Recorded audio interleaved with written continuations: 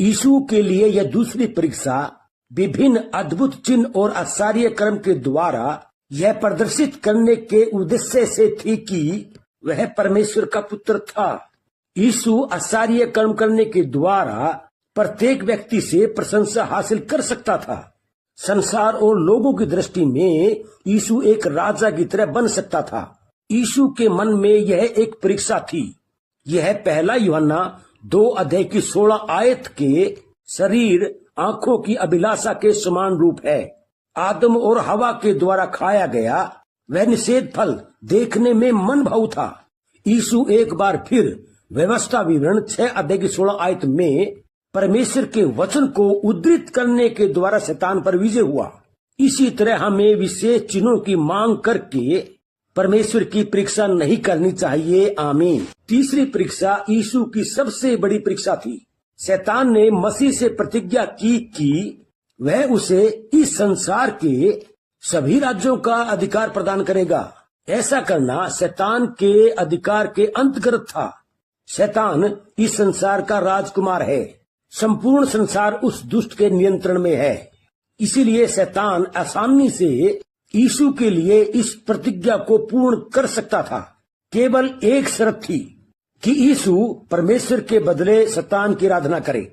मसीह बिना किसी प्रयास और दुख के ही संसार के सब प्रकार के ज्ञान, सामर्थ्य और अधिकार को प्राप्त कर सकता था। सब लोग उसे दंडवत प्रणाम कर सकते थे, लेकिन इन सब के बावजूद यीशु ने शैतान के प्रस्ताव को ठुकरा दिया। आमीन। मसीह ने तीसरी बार व्यवस्था विवरण 6:13 में उपलब्ध परमेश्वर के वचन का उद्धरण प्रस्तुत कर शैतान को पराजित किया। यह पद उस समय का उल्लेख करता है जब यहूदियों ने परमेश्वर को छोड़कर सोने के बछड़े की आराधना करने के लिए उसकी मूर्ति बनाई।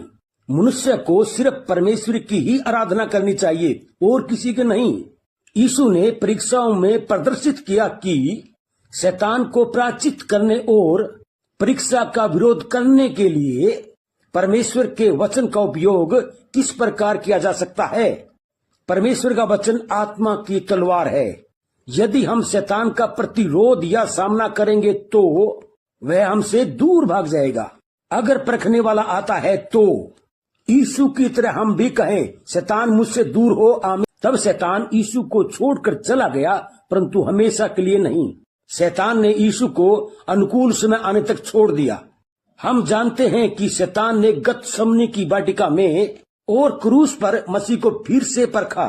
यहाँ तक कि शैतान ने यीशु के प्रमुख शिष्य संत पतरस के द्वारा मसीह से कहा कि वह क्रूस का इनकार करे। इसके बाद यीशु शैतान पर विजय प्राप्त कर आत्मा की सामर्थ्य से गलील लौटा।